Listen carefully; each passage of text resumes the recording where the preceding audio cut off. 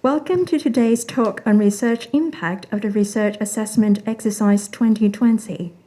I'm Angela from the UGC Secretariat, and I'll be the MC for today's program. First of all, may I extend our warmest welcome to Professor Chris Spring, convener of the RAE group of the UGC, members of our research group, and Professor James Tang, Secretary General of the UGC Secretariat. I would also like to welcome Professor Philip Gummett, RAE consultant of the UGC and our speaker today. Professor Gummett was the Chief Executive of the Higher Education Council for Wales from 2004 to 2012. Before that, he was the Pro-Vice Chancellor and Professor of Government Technology Policy at the University of Manchester in United Kingdom. He is now a higher education consultant. We are very happy to have Professor Gummett as the speaker of today's talk. Today's program will begin with a 15-minute presentation on research impact by Professor Gummett, followed by a 15-minute break and then a Q&A session. I will talk on arrangements for the Q&A session later on. We hope everyone would enjoy today's program. Before we start, may I invite our Secretary General, Professor James Tang, to say a few words. Professor Tang, please. Thank you. Good afternoon, colleagues, and good morning to Professor Chris Spring and also Professor Gummett. First of all, I would like to warmly welcome everyone. We are most encouraged by the enthusiastic response to today's talk with over 500 participants registered for the event, and also the support of all our universities with high-level representatives attending this event, including many VPs responsible for research, and even Professor J.G. Tang, President of PolyU. Welcome. Now, first of all, I would also like to congratulate the universities and all colleagues who have participated in RAE 2020 for your contribution and also for your outstanding performance.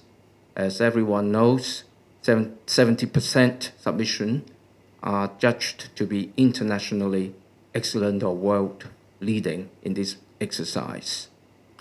Research impact has been introduced to our RAE for the first time, and our definition for impact is that these are the demonstrable contributions, beneficial effects, valuable changes or advantages that research qualitatively brings to the economy, society, culture, public policy or services, health, the environment or quality of life, whether locally, regionally, or internationally, and that are beyond academia.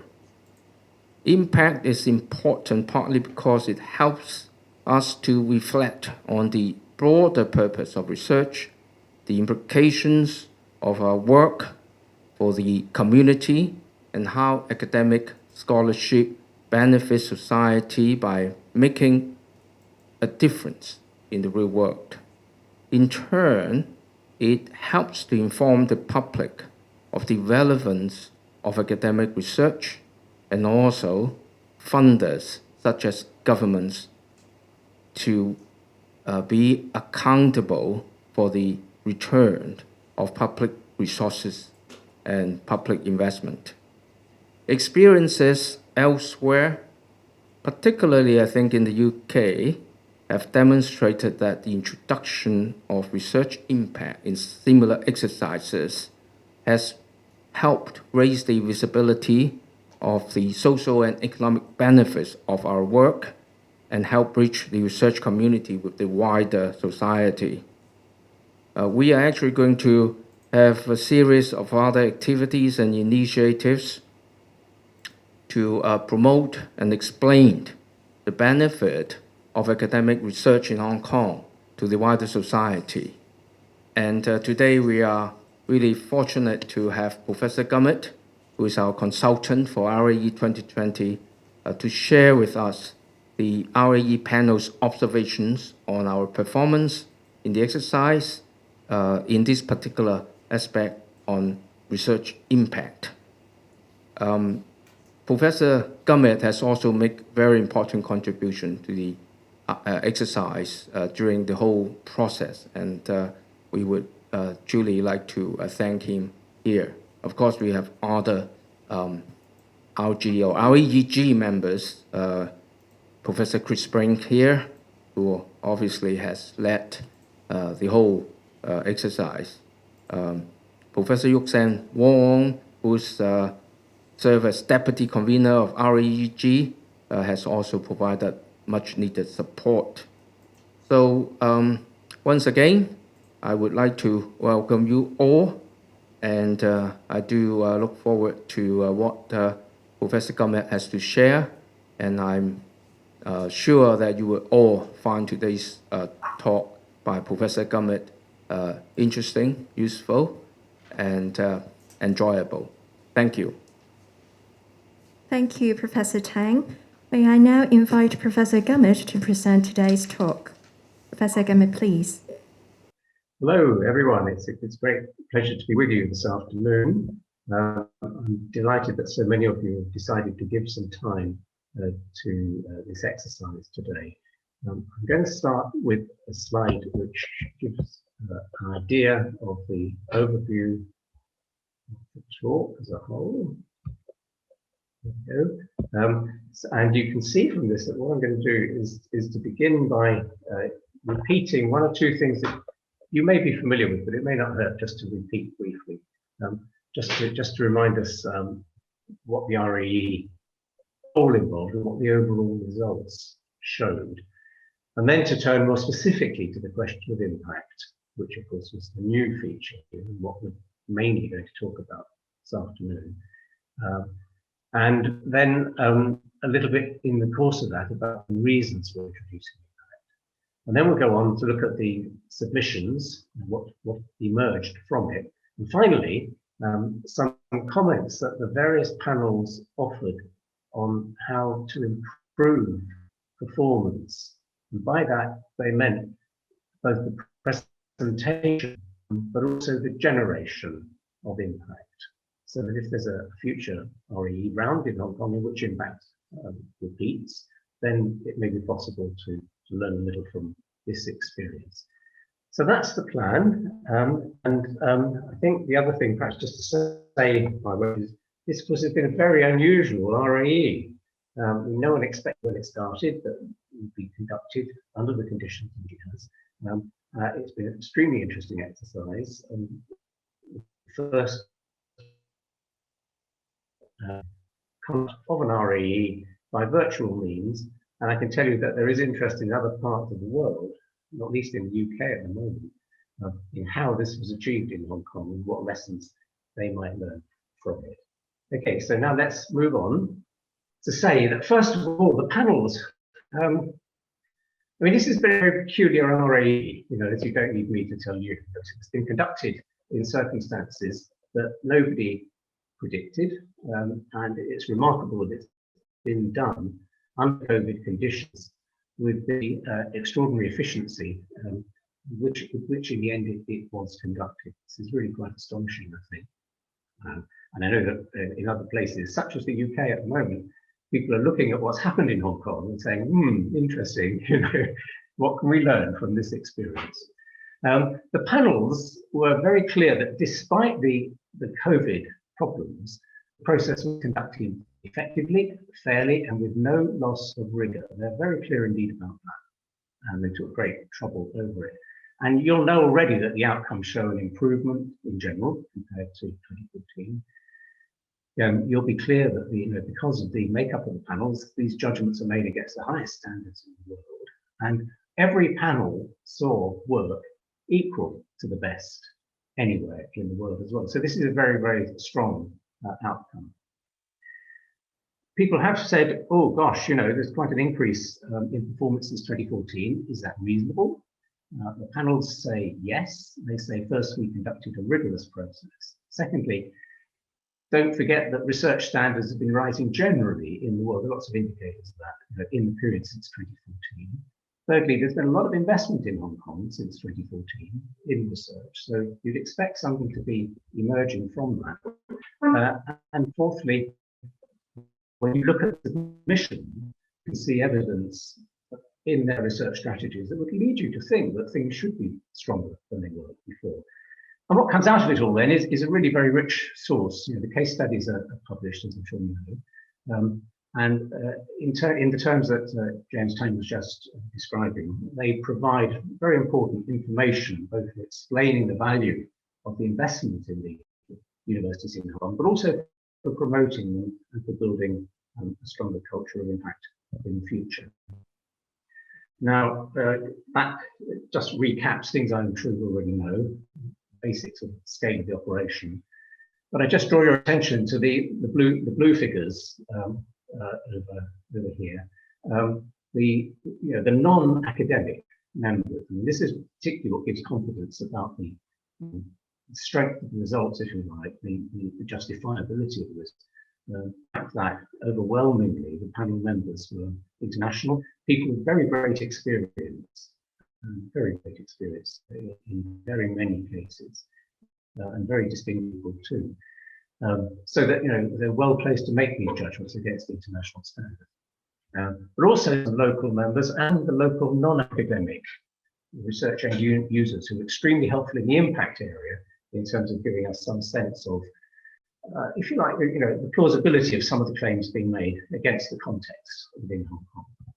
So, sorry, there we go. So again, just give you a sense of shape and size. I'm sure you know this in general terms. But you can see there very considerable variability in the sizes of the panels.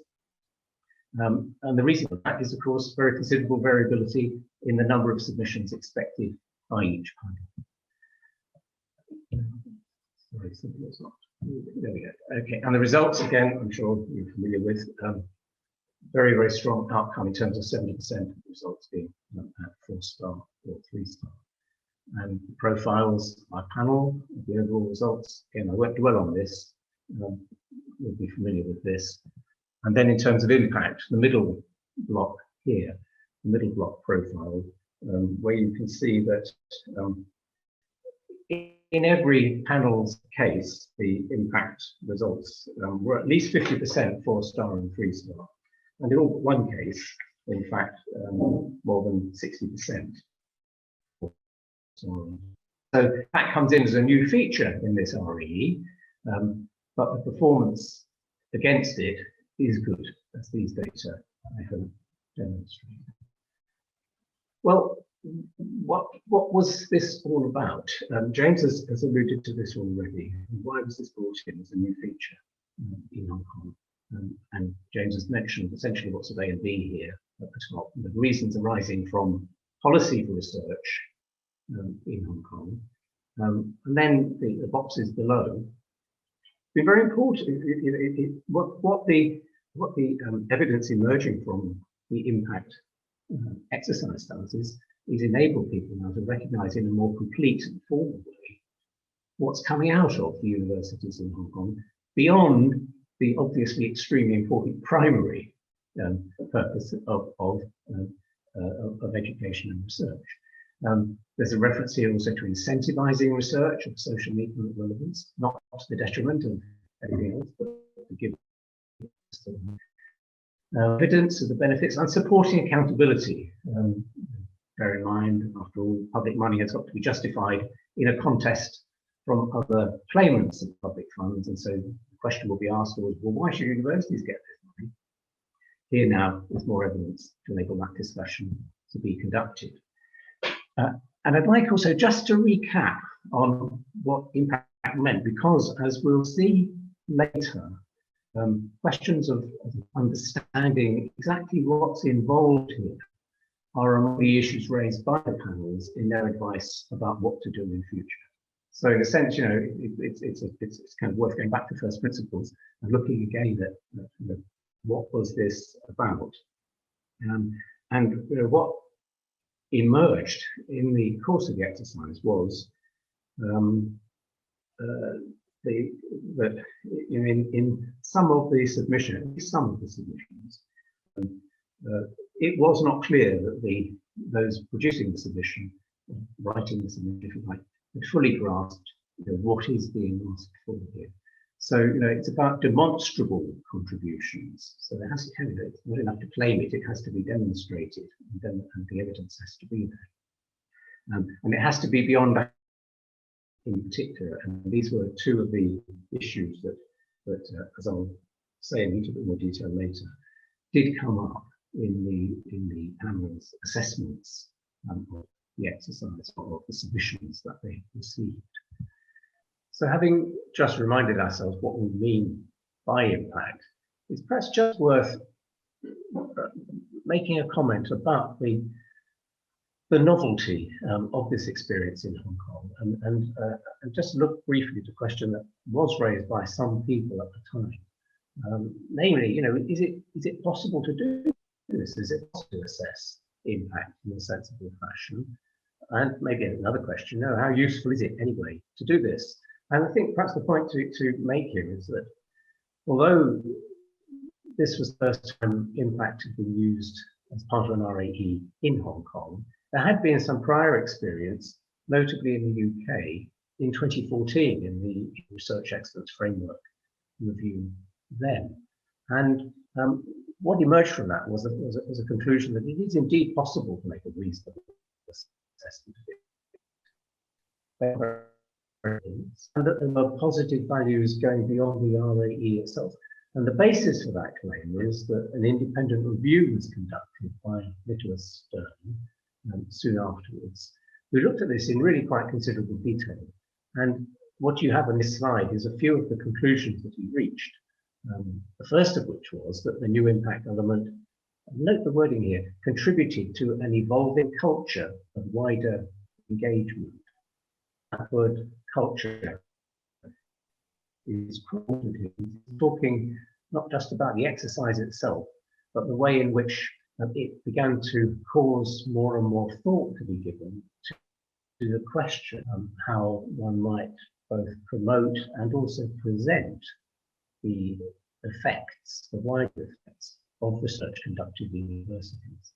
And then secondly, the bullet there that says yielded valuable insights into institutions' wider economic activity. I'll come back to this in a later slide with reference particularly to Hong Kong, but one of the things that was found in the UK, and I think has been found also in Hong Kong, is that there are many things going on in universities that people just take for granted. Like a fish takes the water for granted, doesn't think about it, it's just there. So what I think we see from many of the examples of things that were mentioned often in passing in the impact case studies was the very wide engagement of Hong Kong universities with the wider society that perhaps has never been captured in such a systematic way before. Capturing this systematic way, it makes it more possible to present more fully to the wider world just how valuable the universities in Hong Kong are. Many things taken for granted come out explicitly in this exercise. You'll know this, the evidence submitted, a statement, about periods, but keywords in the purple block there, case studies submitted. Keyword is illustrate. These were submitted to illustrate the impact achieved.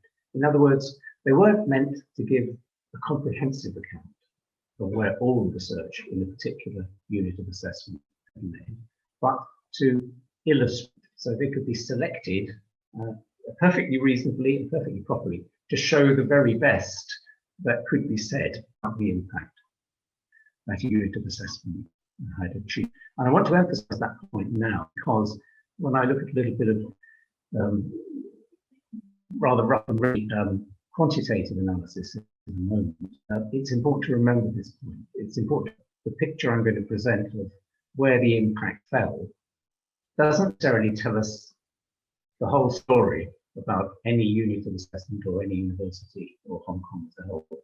It tells only about what was submitted was selected, illustrated, not to give a comprehensive picture. So although I hope that what I'm going to tell you will give some interest, it should not be stood as being a sort of definitive, comprehensive of how impacting emerges overall from within universities in Hong Kong. So this is really the same point again. The submissions are not necessarily representative, and therefore neither is the analysis of it. Notice also in the middle of the little scroll in that illustration there, references to what had to be included in the information submitted. And keywords here would be the pathway to impact. And this was an issue in quite a few submissions. Explain the pathway, explaining how the research led to that impact, explaining what the unit did, the unit of assessment did to enable that process. And then evidence as well, evidence the extent of the claimed impact. So against that background, the exercise began, working, as you know, with these two criteria of reach and significance. And of course, and as many people have said, these are not straightforward concepts to apply. They're really a judgment. There has to be, well, there's judgment throughout the whole exercise, of course, but there's particular judgment involved here in applying these terms to the actual cases submitted. And one of the things we invite us to do when they thought about this was to consider to recognize the fact that the way in which reach, depending on how far did the impact go, and significance, how deep was its effect, could come in different combinations. And these two cylinders in this diagram illustrate that. They've got the same volume, but you can see the dimensions otherwise are quite different. So you could think about something where it doesn't reach many people, but it has a huge impact on them. Or think of something else which has a more modest effect, but over a very large number of people. And so what we were asking panelists was to kind of think about reach and significance taken together, not applying separate criteria to each part, because the combinations of the two could be so many and so varied that becomes a rather meaningless exercise. So that was the way we asked them to think it. So the panels were going to be looking for evidence of reach and evidence of significance, and trying to make a judgment based upon the combination of the two. And what this slide now does is show the range of considerations that they were taking into account. Starting with the top left, the point that the location of the impact didn't matter. It might be an impact that fell solely within Hong Kong. It might be within just a particular community or sector within Hong Kong, or it might be wider around the world, even fully global. That did not matter. What did matter, and this is now the top right, was the question of how one judged reach, given that variability. And here the point was that the panels were going to consider reach in terms of what's an appropriate ambition for the impact in question. How far was the impact achieved? How close did that get to the maximum reach within what you might call the potential domain of applicability of an impact of that kind? So to give an example, there was a case submitted of research which led to improvements in the growing rice. It led to increased activity, and it led to massive reductions in the amount of water needed for growing rice. And this affected millions of rice growers, farmers, in a range of countries. So that's a really wide geographical reach. I can contrast that with another case in the medical field, where the reach might be across a fairly small population of people who are suffering from a rather rare disease. So there are not that many of these people. The reach is fairly limited. But the consequence for them of the new medical approach could be really very profound indeed. So if you think back to the cylinders, you can see how you could put together in different combinations and perhaps still arrive at a judgment of that overall the impact is similar. Or alternatively, you might take a view that the impact is one. But that's the mechanics that work. And then the third thing that was important, that there had real impact, not just activity, but impact. So activity like gilks or taking out patterns, which were referred to in some of the cases, didn't result in themselves in anything changing. What the panels were looking for was evidence that something had happened as a result of this activity. And that's, again, what's been shown in the bottom left. And you know, the reference there to a convincing narrative. The case study had to contain a convincing narrative showing how the research had underpinned a worthwhile impact in the wider world. And then all that comes together in the center at the bottom, and I'm saying, okay, overall, what we're looking for is evidence of what has changed in the wider world. Have we been given a clear pathway between the research and the impact? Have we been told how the submitting unit contributed to that outcome? And have we got verifiable supporting evidence? So that's the kind of totality of what we're looking for. And then very quickly to a table which shows you a rather unsurprising distribution of impact cases across cities and the areas covered by each panel. Unsurprising to you because you would know the different sizes and shapes of the universities in Hong Kong and expect this sort of variability. But the key point I'd just like to make briefly here is that sometimes people have raised the question, could we produce a league table showing impact across the universities in Hong Kong? And I would suggest to you that this table is a very good reason why that's not such a good idea. Because you can see that the range of panels to which universities submitted is from as few as 4 to as many as the full 13. And you can see also that the numbers of cases being submitted also vary a lot across the board. And so, the question would arise, well, if you did put together a league table, is that fair and is that meaningful? What we're seeing here is a reflection of the sizes and shapes of the universities that have accumulated over the course of their histories. And that's fine, that's how it is. But to go from that into a league table that says somehow one is better than the other at impact on the basis of such variability as this seems rather a questionable proposition. And that's the reason why that was not done. So now, what emerged from all of this? Well, I think, first of all, very clear evidence about just how far-reaching and just how active the universities in Hong Kong have been in terms of what we are calling impact. So it may have been a new element of the RAE exercise, but the activity that was being examined is clearly going on and going on tremendously. And you can see from here, well, let me just explain. One thing I've done is go through all the case studies and make.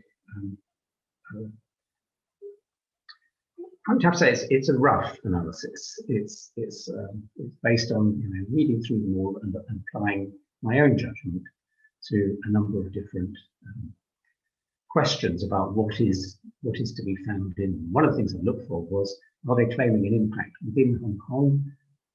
And secondly, are they claiming an impact beyond Hong Kong?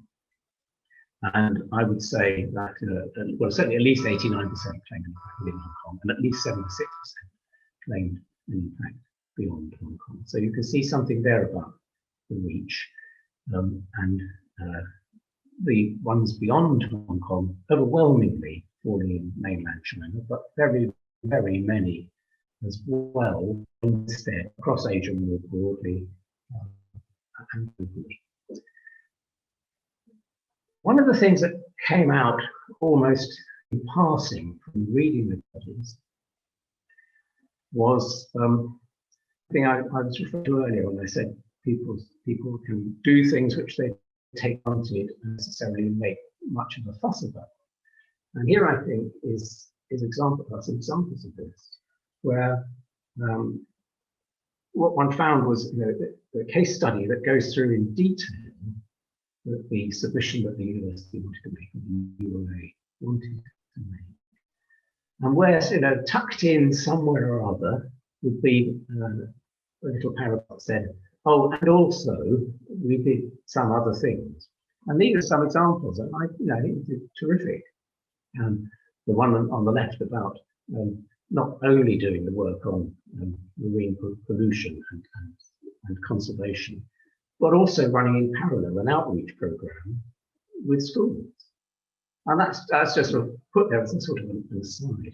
Or the camera pointing system for supporting the images from the near and the far side of the moon. That was the substantive case. But in addition, the massive global coverage of what then ensued. Or the work on the traditional Chinese medicine to look into quality control and provision of better data for regulation and testing and internationalization. Also leading to a series of other outputs, if you like, and there's lots and lots of this. So I think one of the things that is worth thinking about is the question of capturing this sort of in passing sort of activity that seems to be regarded by in a very commendable way by so many people just normal. Well, of course we do that, don't we? Everybody does, don't they? There's a lot of this sort of thing about, and I think it's terrific, and it comes through well from these case studies. But then in terms of the main areas of impact, now I need to say to you that what I've done here is in going through the case studies is look at, well, I essentially defined a number of areas of impact, and you can see some of them here. Public policy is one, business is another, health services and medicine, education. I'll show you a list in a moment. But about a dozen or so of these areas. So they're arbitrarily selected by me in what I hope is a fairly common sense sort of way. And they also have overlaps between them. So you need to take what I'm about to give you as being illustrative, indicative, but not attempting to be utterly thoroughgoing and not attempting to have extracted as much as I think can be extracted from this very rich source of data. But just to give an idea of the kinds of things that and so what this slide is saying is that public policy in a broad sense and business activities, products, processes, practices, these were areas practically every panel saw cases. And then following closely behind, health services, medicine, education. Again, practically every panel, most time, overwhelmingly, most panels submitted to these. All of us were showing a few distinct areas of focus, as you'd expect, but also stretching over a very much wider range. But again, please notice a bit in blue at the bottom, and we're very boringly going to keep repeating this one. This is based on the illustrative cases that were submitted. It's not necessarily representative or typical of the overall portfolios of the universities, and we have to be careful about not leading to that incorrect or unsupportable conclusion. So here is a diagram. Those of you who've seen the work that's done by King's College London for the UK exercise, after the UK exercise in 2014, will recognise this kind of diagram. You can see the panels on the left, and you can see on the right the 9 impact areas that I identified. And you'll see at once, there are overlaps between those. But it's tempting just to give a sense of, in terms of some broad, as I say, common sense areas of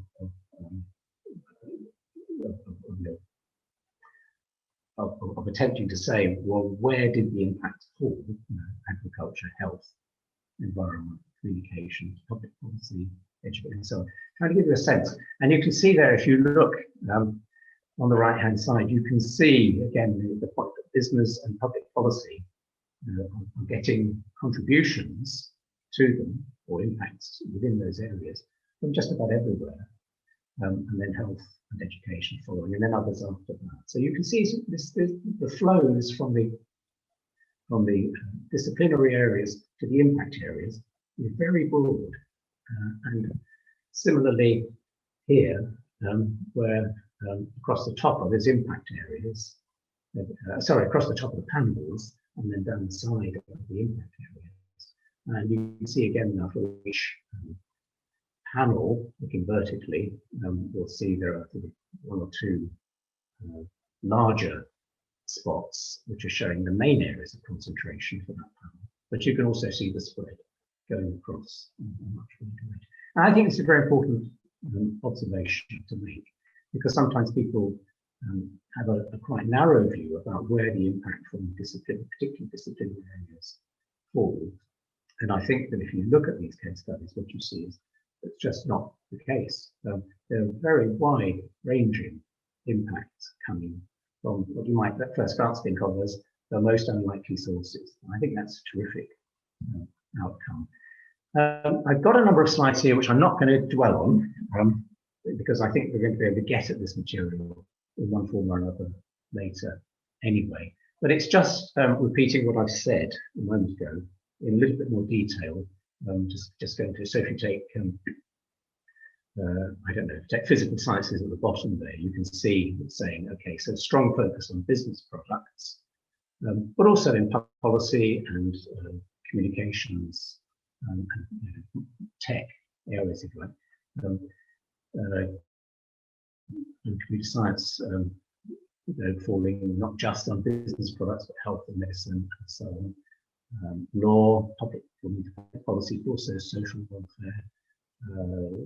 Humanities, very strong set of outcomes falling to education and culture, but also public policy, health, social welfare, even communications and tech sector as well. So, stretching in all sorts of ways. People sometimes say, well, how, and you've heard this said about, I'm sure you've heard this said, well, isn't it easier for some subject areas to demonstrate impact than others?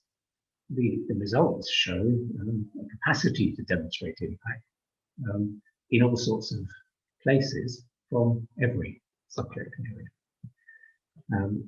I won't say more about this because it's just getting into a little bit more detail of the same thing. And as I say, you will be able to get this material later. And let's come on finally to the question of what the panel said about ways to think about improvement in the future. And I think the first thing to say is they recognised that this was the first RAE in Hong Kong. So they were, as it were, in a sort of, what should I say, sort of sympathetic frame of mind. They knew this was novel, I think that when in doubt, as it were, they were giving them the benefit of the doubt in very many cases because it was novel. They made suggestions about both how to improve the generation of impacts and also how to improve the presentation of the cases. And I'll say a little bit about both of those.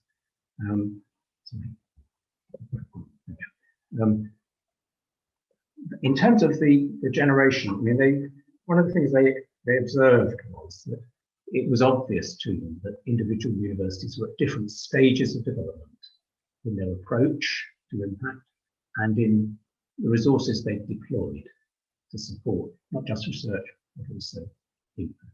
And essentially saying, you can see that from the case studies. In some cases, in some universities, it was clear people understood what impact was and how they needed to go about showing it. In others, that was not so evident. So there are already beginning to get into issues here about both the management and the process, if you like, and the presentation. One panel quotation there, which I rather like: impact is not a destination. It's a process that keeps evolving. And essentially, this is about this idea of embedding an impact culture into the workings of the university. They also made a general observation, which I just mentioned at the bottom, which is that it's important too that universities continue to think of impact in an expansive way. Don't allow yourselves to start reducing this to a narrow socio-economic perspective. That's important for the UGC as well, but I'm confident the UGC is not going to fall into that trap. It wants a broad sense of impact. But there is sometimes the danger of sort of self-censorship, saying, oh, well, this isn't hitting the economy, so that's not going to count. No, it needs to be a broad sense of impact, and the panels were wide open for that. And they say it's very important that looking ahead, that wide sense of impact continues to be the one that's understood. In terms of what could be done to improve the impacts themselves, the first thing that came up very often was a reference to greater engagement with international research organizations or international research programs. So essentially saying that while on the one hand there was very considerable evidence of a global outlook, there could be a lot more in that respect, and that these might be mechanisms for tying research to wider international agendas, and then from that generating a greater reach in terms of the impacts that flow from it. So that was the first thing. The second thing was to say that in terms of the process of working with government, business, local agencies of all different sorts, thinking about this being, I mean, here I'm telling you things I'm sure you're totally familiar with, but getting closer in, working in terms of co-production with users and beneficiaries, so that they're involved in the design of the exercises much more from the outside. All of that leads to greater probability of there being an impact in the end. So they were saying again, that they felt they saw scope for considerably more activity. Not that there wasn't a lot, but that they saw scope for considerably more activity of that sort. The third thing was that they felt that in some universities there was plenty of scope for more systematic support to assist researchers to strive for impact. And in some cases there needed to be a culture shift to encourage this style of thinking and reward it as well.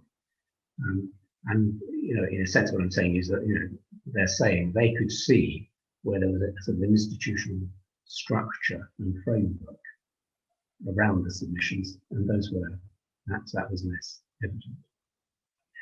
And then the fourth is related particularly to some disciplines where the research infrastructure needs to be quite elaborate. This came up, for example, in the medical area, where they were saying, well, there's really, really good work going on, the absolutely world-leading work going on.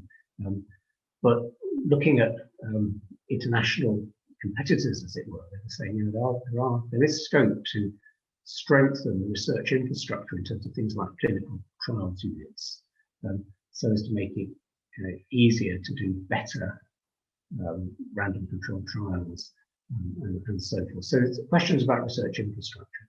And then the final thing was about understanding the nature of the exercise again and saying that what we got was quite a lot of reference to citations of the research being presented as if it was evidence of impact, but it's not.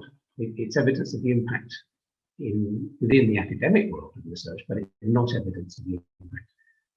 It's not evidence of impact of change in the wider world. So be careful about that. It was a clear conclusion. And then, in terms of how did all this impact on the scores? Well, first of all, they were saying that, well, in a way, I suppose I'm about to repeat what I made a moment ago, but some of the case studies were good at telling you about knowledge dissemination, but they were not so good about telling you about wider impact. Or if they were claiming a wider impact, they didn't demonstrate the pathway. That narrative account is extremely important. I mean, it's worth just remembering, these panels would come to all of these case studies needing to have the evidence presented to them. The question did arise at some points in the exercise as to whether the panel members should go off and seek further evidence about a claimed impact. And our advice to them was no. The universities have been asked to give you a submission. And if the evidence to support the claims made isn't in the submission, it's not your job as a panel member to go and see if you can find it. Your job is to read the submission and make a judgment based on what you've been given. So if the pathway isn't demonstrated, then the panel are stuck. All they can do is to say, well, it sounds a great impact, but I can't see the linkages between research and the outcomes here. It's not been demonstrated. And then related again to this overclaiming, so making very bold claims about what the impact is, but there isn't evidence of beneficiaries to back this up. The second point there, B at the bottom, rather similar to something I've already said. C, the testimonials. Lots and lots of very, very helpful testimonials from people in all sorts of walks of life, but also quite a lot that didn't evaluate or didn't provide sufficient evidence. And so the panel's again saying, well, that's a problem because that's part of what they need to see, this evidence from people outside about the impact. And if it's just not there in the letters and so forth, the testimonials, then it's difficult then. And then, if you like, D and E here are contrasting the two polar extremes. The strongest case is setting out clear impact claims, clear beneficiaries, clearly showing the underpinning research and the evidence. The weaker ones tending to describe the research itself rather than its impact, not clear who the beneficiaries might be, and asserting rather than demonstrating. And then the final point there goes a little bit back to what I was saying before, about where the research environment, of course there was useful information in research environment statements as well, where that included a mentoring and a support structure, you very often saw a better understanding of what's involved in this process, and that different universities were at different stages in developing that kind of capacity. Some cases, you got the sense these have been well worked over through internal processes. In others, perhaps that's not very evident. So some concerns or issues there. And then finally, just to sum up, to say, well, I mean, this really has been, I think, a very positive exercise. The universities in Hong Kong come out very impressively from it. COVID-19 did its best, but failed to derail the exercise. The results, we can rely on the results. I mean, we can have great confidence in results.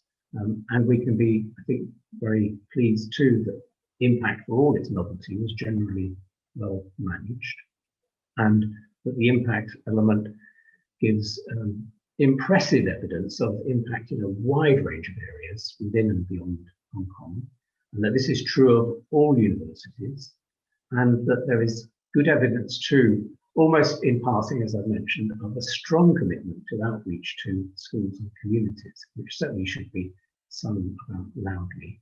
And then the published case studies give very considerable scope to showcase what the universities do to the wider world, and that with continued work on embedding what we might call an impact, a culture of impact, the value and the understanding of the wider world of Hong Kong's universities can only continue to rise.